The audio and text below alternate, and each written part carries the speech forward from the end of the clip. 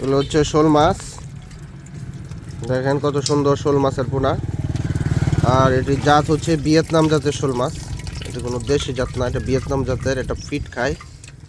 এই ধরনের পোনা বিক্রি করে থাকি, আপনারা নিতে পারেন। ময়মনসিংহ থেকে এই ধরনের পোনা আমরা সেল করে থাকি। দাম জানার জন্য কল করুন। এখন কত সুস্থ লাফালাফি করতেছে শোল মাছের পোনাগুলো।